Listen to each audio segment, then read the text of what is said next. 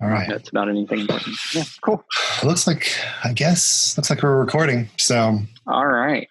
So yeah, here we go ahead. Here we go. So my name is Christopher Freeman. I am a teaching artist, and I have been mostly involved in the children's theater world, theater for young audiences, since doing we called them Brenda tours. That was our professor in college. She did this children's theater tour, and it was actually a class. We went on Tuesdays and Thursdays, and we went to local elementary schools and brought a performance to the kids. And so that's where I got my start in children's theater and theater for young audiences, and I just kind of blossomed from there, and been teaching in the classroom for 3 years, and I'm getting ready to go back into freelancing a bit.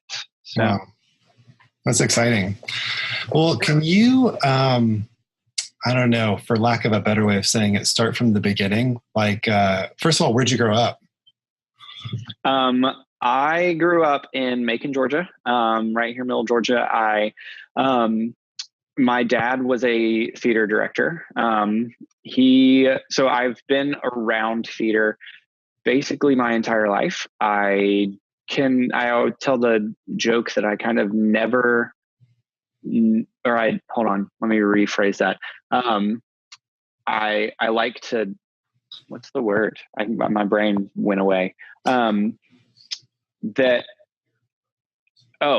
was never a time where like I didn't know what a script was. Mm-hmm. Like it's just been a part of my thing, like always knowing like what a set was or what actors did. Like it's just something that I've always known. Which is a blessing and a curse as a teaching artist, because this stuff is kind of second nature, but I also have to like take a step back and be like, oh, not everyone has been around this their entire life. So, but, so my dad was a theater director. He was in a high school for his entire career. He was actually an English teacher that was doing drama. And then that was because his dad would not let him be a theater major in college in the 70s. So when I was getting ready to go to college, he was like, do what you want to do. So I got free reign there, but that was definitely nice, because not everybody gets that. And so going back, I guess I did my first show when I was 12 years old. I did South Pacific, and I was 11. Maybe I was even 10. I don't know, somewhere around there. And it was South Pacific, and I ran across the stage and I said, boat, boat, boat. And that was my moment. And then I just kept doing shows at school, and I started doing some shows in the community at Theater Macon, in their youth actors company, which is now called the Youth Artists Company, which is fun. I like that new change that they've added. But so I've just been, theater has been part of my life since before I was born, and I just keep going with it. I don't know. I've tried to leave it a couple times, and it just hasn't worked out. I guess I need something like this around. Yeah. But well, for you, how did you kind of go from being in theater, around it, kind of like, what was that part of your journey that took you from being in the theater to being curious about doing it in education, or working maybe even more specifically with children? So in college, at Columbus State University, I actually decided that I was going to go in as a theater education major. One of the people that I met when I first went was a theater education major, and it just kind of, honestly, it came from a safety point of view. I knew school, I knew teaching because my dad was a teacher, and it was familiar. And so I was never necessarily confident in my, I never wanted to be like a Broadway actor or anything like that. And that's kind of why I think I initially chose the education side of things. And I also really enjoyed doing more than just acting. I had a few opportunities in high school to direct. I had chances to work and build sets and things. And I also really loved doing like the lighting and stuff. I just thought that was fun. So there was opportunities for that in high school, and I really enjoyed that. And I didn't want to give that up either. And so being a theater teacher, especially in a high school setting, in a traditional education setting, you have to know how to do everything. Mm-hmm. You're a one person show, and you can get people to help you, but in the end, you're the one that everybody's going to fall back on when they have questions about things. So I kind of approached it from that angle. And going on, I kind of fell into the teaching side of things. There was a moment where my professors were like, "Are you sure you want to do education? Like, if this is like at the end of my freshman year," they were like, "This is the moment where you have to choose. You've been kind of cool doing this, that, and everything, but you've got to decide right now. Mm-hmm. If you want to be a performance major, we can get you into these classes. If you don't, then that's fine. You're not going to be able to take the classes." And so I just was like, I need to stick with education. And at that point, I had a chance to be on one of the tours that Columbus State does, where they go to the different schools and perform for children. And I really enjoyed that aspect of performing. The energy that you get from performing from kids is way different than the energy you get than performing for adults. They're both great, but something about students and young people is that they will tell you right away whether or not you are doing a good job. Yeah. And they won't hold it back. And so it's really one of the shows that I did for that performance, for the touring performance. I did a couple, and one of them was one about pirates, how I became a pirate. And my character was this hard-lined pirate. And but there's a song about how he was actually just a sensitive pirate. Mm-hmm. And so there was like this whole ballet number in the middle of it, and the kids ate it up every time. And it was just it's fun to get that. It's a little selfish, I guess, but it's really nice to get that sense of approval like immediately. And so from the touring for children and performing for children, I got a couple of internships with some children's theaters for summer education work. And I found out that I liked teaching students about theater and guiding them in that aspect. I had done summer camps and counseled summer camps all throughout high school. And I guess I never realized that the things that I was doing in high school really led me to being a teaching artist, because I was always involved in arts. I did band, I did chorus, I did theater, didn't do art. I cannot draw worth anything, but I did all those other things. And then I was in the summertime helping with summer camps, and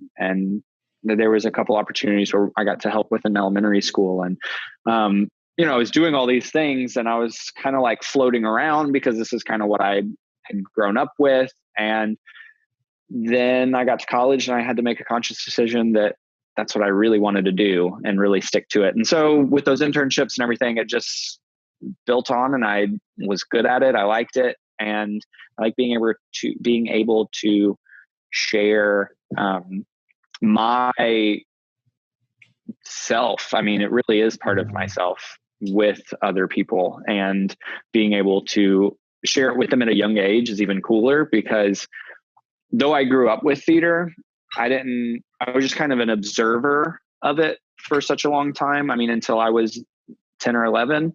And I work with students that are as young as 4, and I'm getting them to,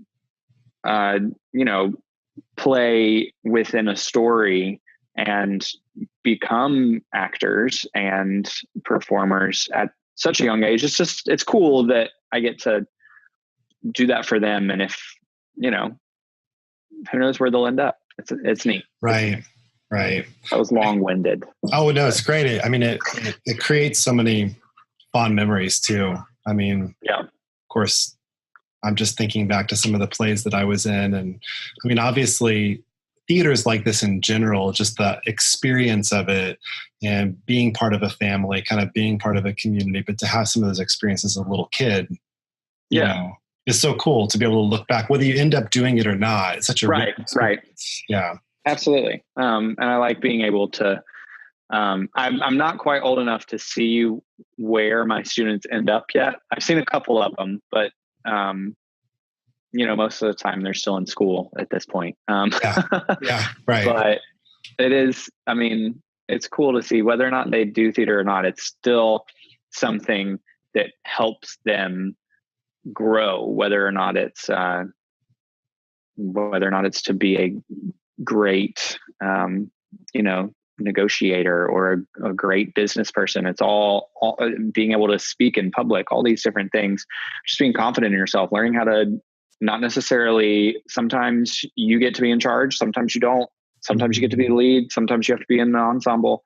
Being able to speak what's on your mind and without thinking so much about what you're doing, like we do in improv, and all of these things are so helpful to the way that the world is going and the way that people are looking for people who are creative and talented, or, you know, skilled and creative, and the new workforce that's being developed. It's the arts are incredibly important in that. Right. Well, having done it for a while, what would you say, I don't know, maybe for somebody who it's day one for them as a director or a teacher, maybe even specifically with small children, what would be some on-the-job tips that you would give? What would be some, let's see. For populate my words. I might just talk and then we can redo it. I don't know. So for the first time teacher, I would say understanding the objective of what you want your students to walk away with from the second they walk in. What do you want them to know when they leave? And to not overcomplicate that thing. There's so many times where I look back at a class that I just taught and I'm like, that was too much. I tried to teach them not only how to project, but also how to walk from point A to point B and how to write all of that down in a script at the same time.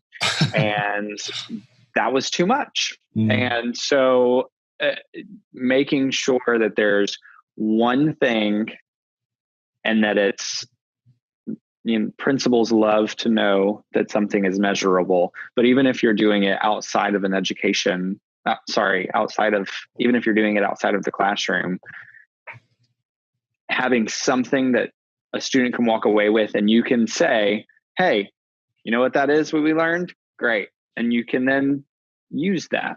But that would probably be my one big thing for a teacher. For a director of young people,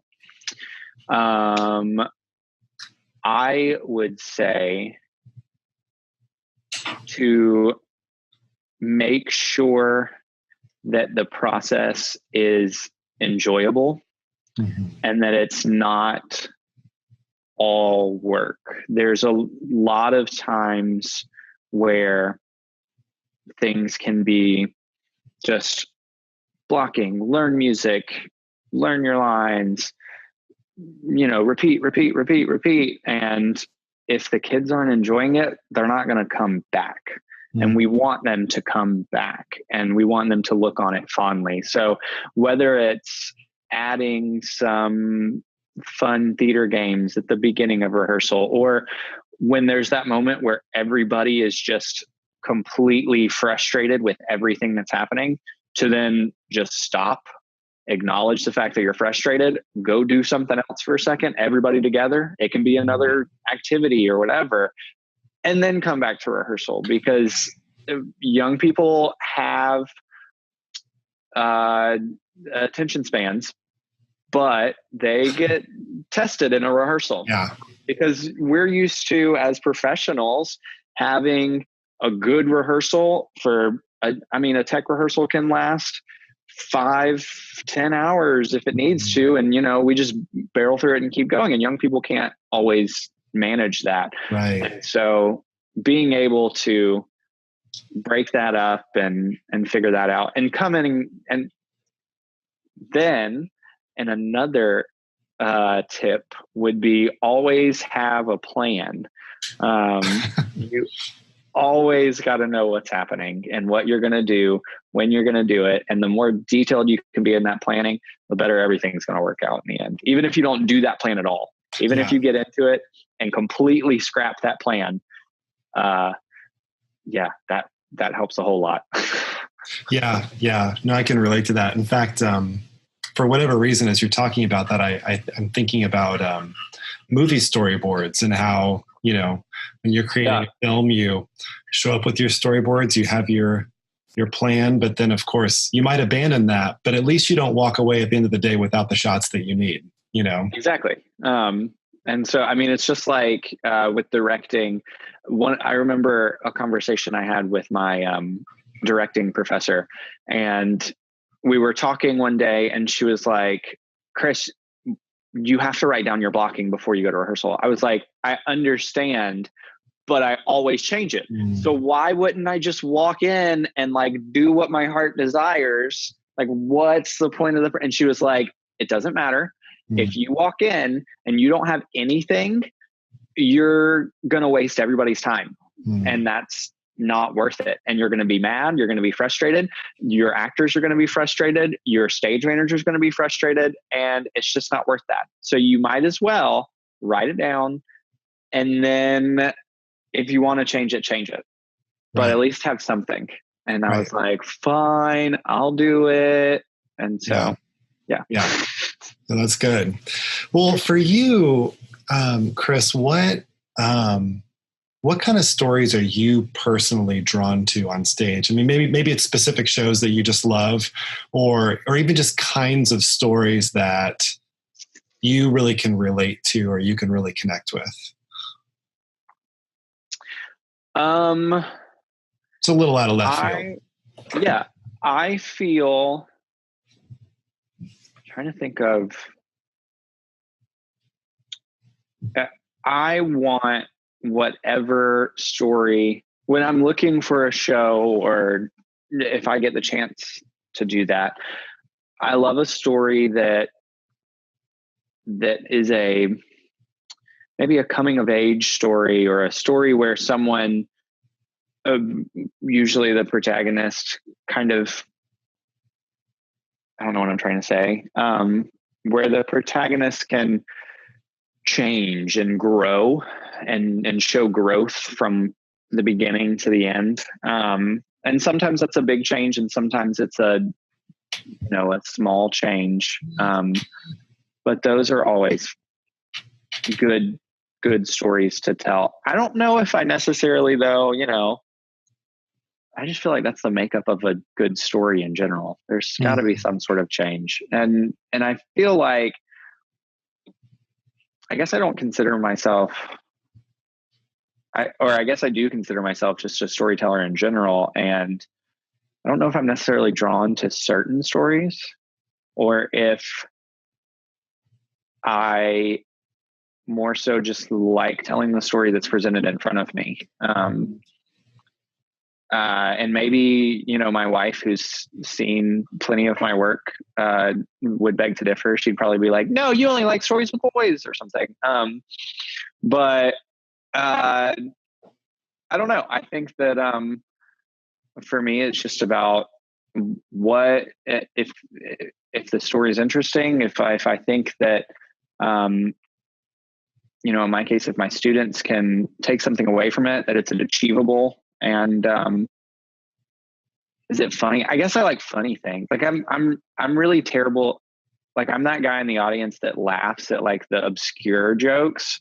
Like we just did 25th annual Putnam County Spelling Bee at Theater Macon, and one of the jokes is that there's a flashback to a spelling moment, and so they're in the middle of spelling a word. It flashes back to before the spelling bee, and the first word that they're practicing is segue. And I think that's hysterical because it's a segue right to another. And so I'm the guy that like dies laughing. Yeah. And so, I think I enjoy just that kind of smart humor as well. I don't know. But there's a spider. Hold on. That'll be it. Oh no, what is that? Sorry. What were we talking about? Stories that you're drawn to. Yeah. And you, it was great because you're saying you're a storyteller, and in some ways, I think you were saying you love all kinds of stories. And really kind of roll with different kinds of stories. But I think you're also talking about just the importance of a character arc and having some sort of a journey or change that the character takes. Yeah, that was a lot better than I said it. Well, how about this? Because what's funny is I think you kind of tackled several questions, in that answer. But can you talk a little bit? And I don't know if this is something that will come to mind right away, but when you think about maybe how you specifically like to put on a play, like when you're operating as a teacher or a director, it's kind of like, I would say for me as an artist, after a while you start to realize you've got likes and dislikes, and those likes and dislikes kind of funnel into a sort of a style or an approach, a process or way of doing it. Is there a way that you like to put on a show? Like rehearsal process or maybe it's just, maybe I'll frame it this way. Maybe it's, you're starting a new play. Mm-hmm. And you're kind of starting to think about how you want to approach that. Okay. Where do you start? So, starting after reading and kind of deciding where I want to go with it, I start thinking about, I start with the set. I look at my space and start thinking, I visualize everything. Because once I read the play the first time, I'll read it again, and maybe there's research or things that needs to go along with that. But I'll start thinking about, okay, when I'm reading this, what am I seeing playing out? And I kind of think of plays when I'm reading them as like a movie happening in my head, and I'm like watching it as I'm reading it. And so I usually have a pretty good idea of what will work for a set or the direction I want to go. And so I'll start sketching out what I want that to look like. And if I'm doing something at school, there's a lot of other planning as far as coordinating the actors and all that kind of stuff that goes along with it, with auditions. And so I'll listen to the music and just really get into it and obsess over it for, about the month before it starts. And then once we get into it, it's hit the ground running and get things on their feet. I try and teach music. Sometimes I have a little bit of experience with music directing. So every now and again, I'll be kind of forced because there's no one else to teach music. And sometimes I'll get somebody else to help out, and that's always nice. But just start going, and I try to in my rehearsal processes, teach music and movement, specifically with these young students, very close to each other. Instead of doing all the music and then learning all the dances and then learning all the walking, trying to do it all together kind of helps with memorization, and it keeps it more interesting too, as far as my rehearsal process goes. But yeah, usually I'll start. I think of everything very visually. All of my blocking and a lot of the choices that I make from a staging point of view. I guess that's my thing, is I'm very stagey, and I see everything and where it happens and how it moves and what it does.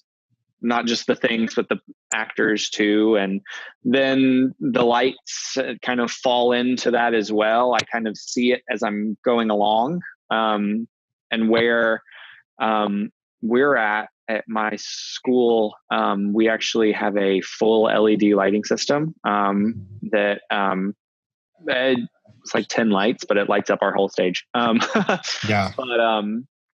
But so I can do a lot of fun things with that. So I kind of see that as I'm going along and feel it out and just kind of put the pieces together as they come. And then we get to production side, and it's all about like making sure that ticket sales are ready and making sure that the process of where the children are going to be at this time and making sure letters are getting home for costumes and posters and t-shirts and, so yeah, I don't know if I necessarily have a set, like this is done at this point and this is done at the next point. I'm still kind of figuring some of that out, but I think I do have a good solid base as far as starting with research, starting with something visual, trying to make it more concrete, adding and layering the pieces on as we go. And especially, again, working with young people, the more they know and the more you can give them as the process moves on, and the less you save for the week before the show, the better your end product is going to be. If you can start giving props to them soon, it helps. And I've learned that the hard way. If you can, and this is something cool that I found out, you can, instead of, if you have like mics that you have to like switch backstage or something, you give them popsicle sticks that have numbers on them, and that's their mic pack number. And then they start with those. When you start doing run throughs, you give them their popsicle stick, and then they switch them themselves backstage, so that when you actually give them a mic, they already know who they're giving it to.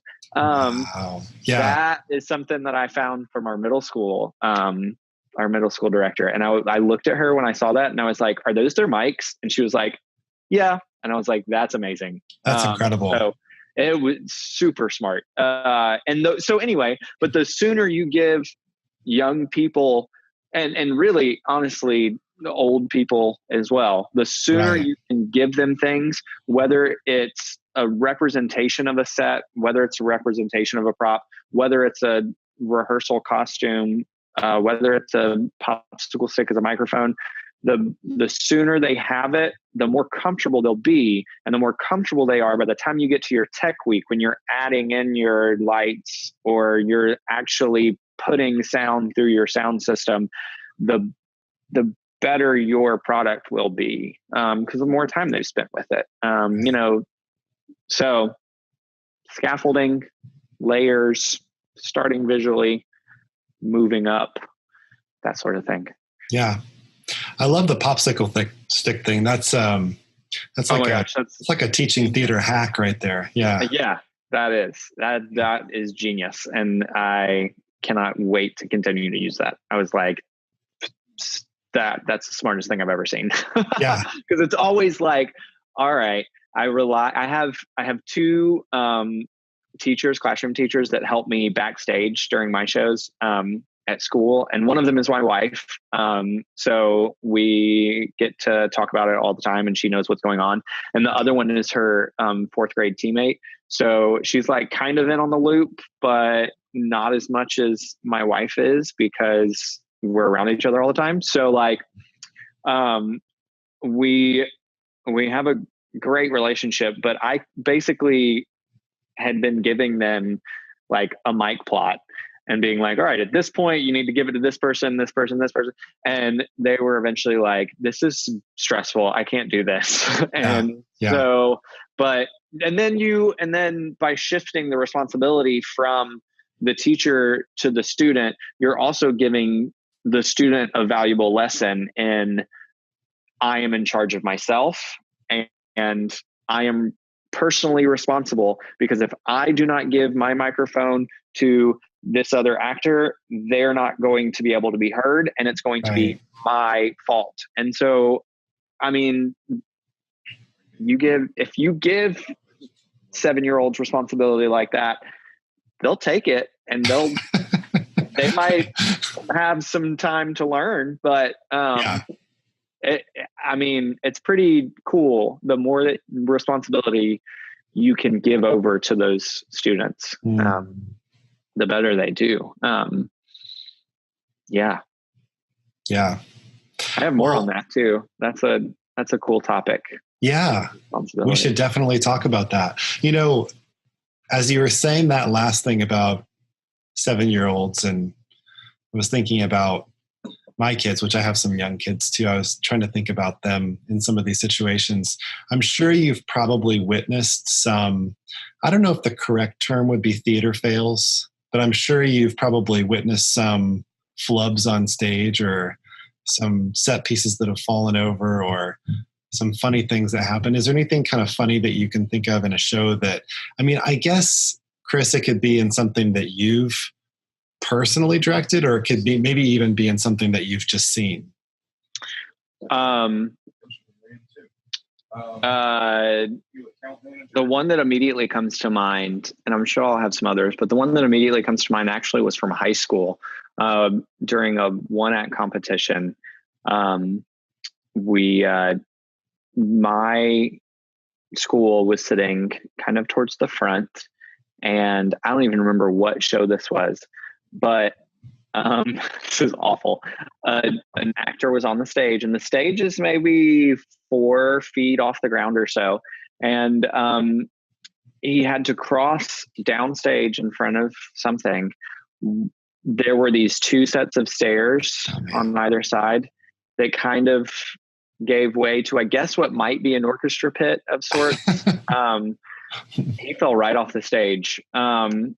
He got right back up and kept going. But we were right there, and we saw the whole thing. We saw him get up, and that was definitely a theater fail. That's like one of those moments that you just pray never happens to you. But yeah, I'm trying to think of things that have happened. I don't know if I block things out. Right. Okay, so this is interesting. And we did a show at school called The Journey of the Noble Narble. And was it that one, or was it this last? No, it must have been this last one. It was called The Most Epic Birthday Party Ever. And it's a hilarious script by some people out of New York called Beat by Beat Press, which, shameless plug, they make some great educational theater shows that are all original and poignant and written for young people's voices and attitudes and things. So anyway, that might not be appropriate to share, but whatever. So we're doing the show, and we had our tech set up. We're in a gymatorium, and so our tech is set up in a back in the back booth, we call it. It's not a booth. It's 3 tables in a U shape that make it no one else be able to come back there. Right. And so I have my elementary school students run my soundboard and light board. And have you made any changes? I had a girl on the light board who is very, very reserved. She's one that, like, if some teachers never heard her talk, it wouldn't be a surprise. Just because, and when she did talk, it was like at a whisper. But I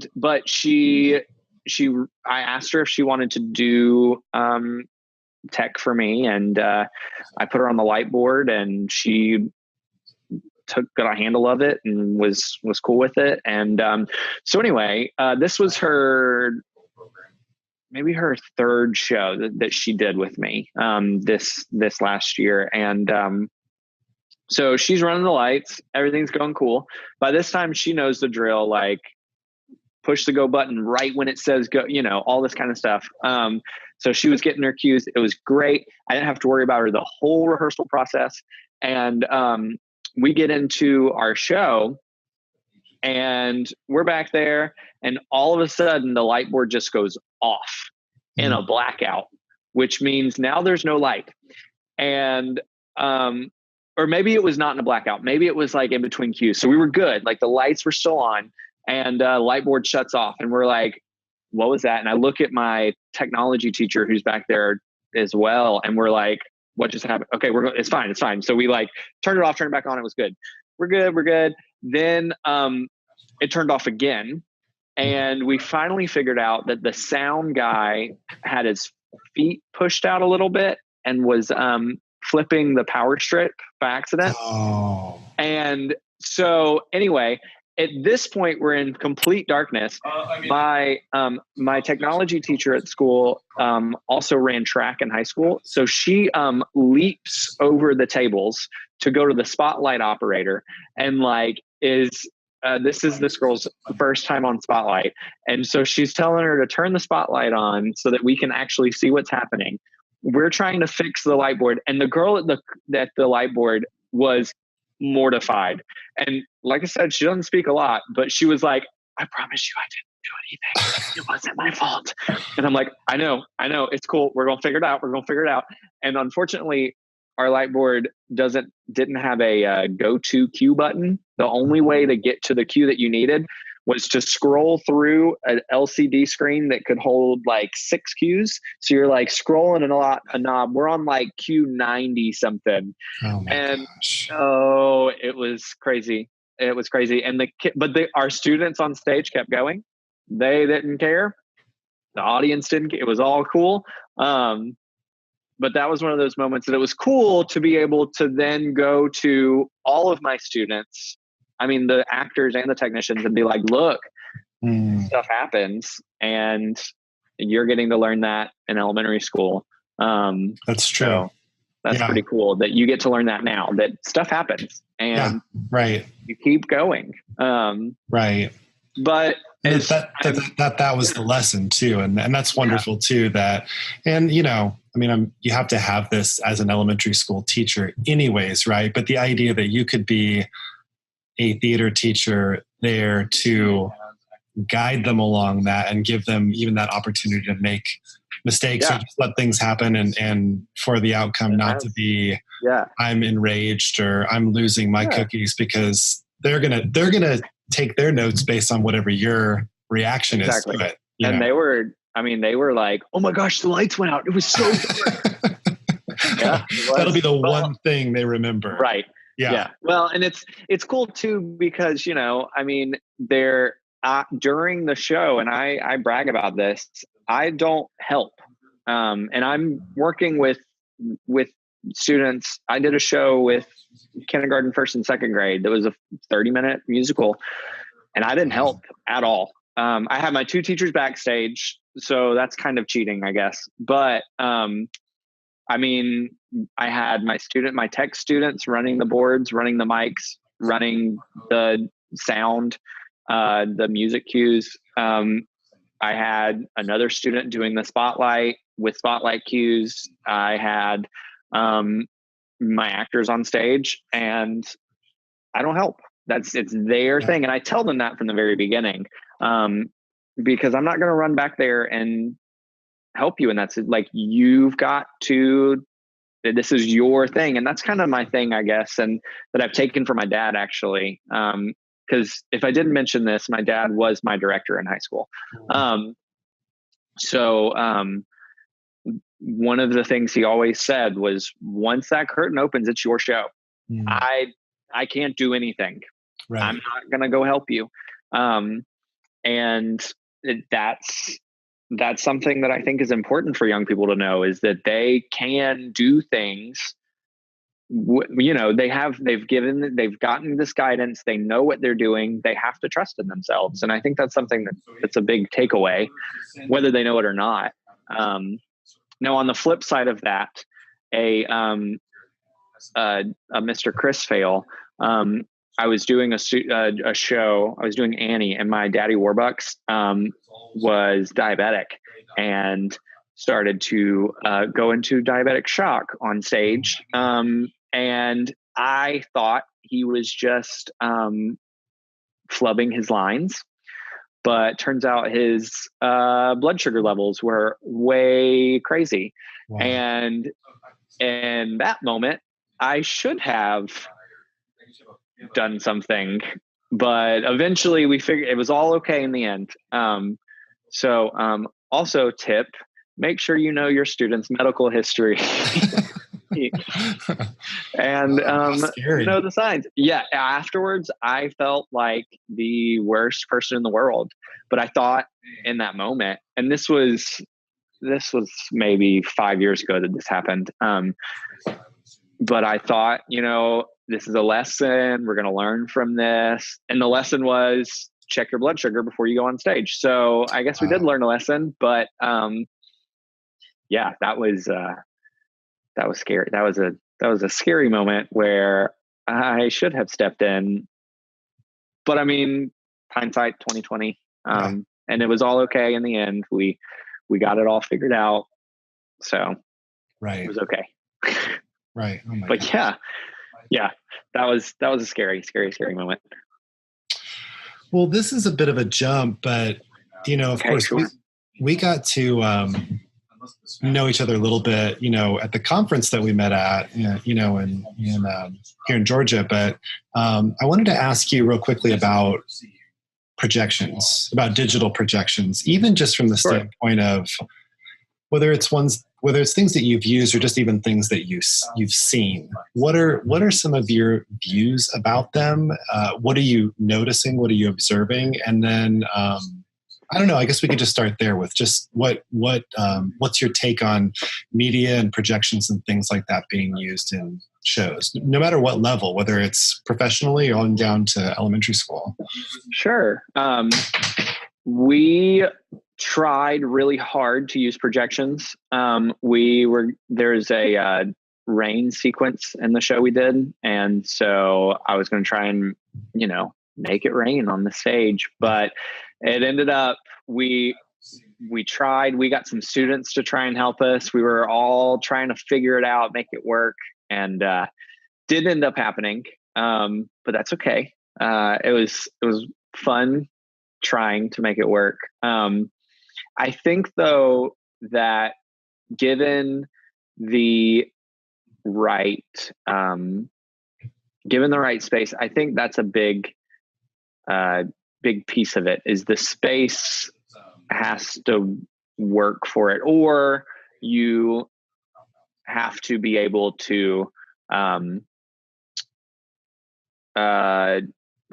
the right equipment and spend that kind of time doing some more research and really planning everything out, which is part of theatrical design. Right. But I think that the cool thing about projection is that it allows you to share the story that you're telling in a way that is already comfortable to many audiences. They don't realize it because it's like a movie or animation. It's something that we watch at home, but being able to see it alongside people and actors in a live story just makes something really interesting, I think. And it makes theater kind of magical again, in a way that I don't think has happened in quite a long time. I say that because I've been around theater forever. But you start seeing cool sets and you start seeing artistic ideas and you're like, oh, I can appreciate that, but it's a little less magical. But now that Broadway houses are using projections, I mean, the projections in like literally every Disney production are so cool. I get to share those with my students a lot. And we talk about, okay, how are they doing this? And they pretty much know, oh, they're using a projection. They're putting it on a screen. But the creative ways behind the way that they're doing it, there's one production where they were using projection on a scrim, but then lighting behind the scrim, so it looked like actors were underwater. And that was really cool. Using in that same production, they were lighting on the scrim, and the projection would be the set, but then the projection would start to move, and you didn't even, so it looked like the set was doing all this movement. That was cool. And I don't know if you've seen the stuff from Frozen, but that's just incredible. And I mean, talk about creating magic.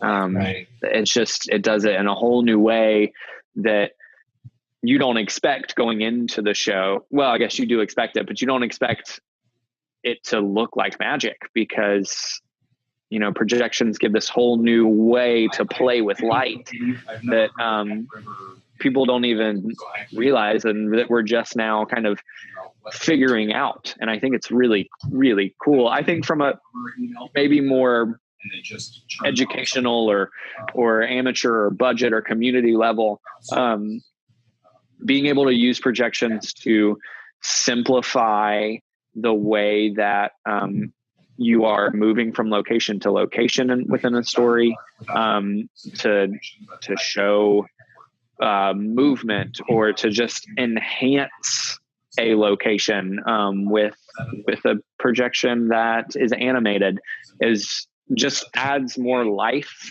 than a regular backdrop, or makes it more achievable, potentially more economical.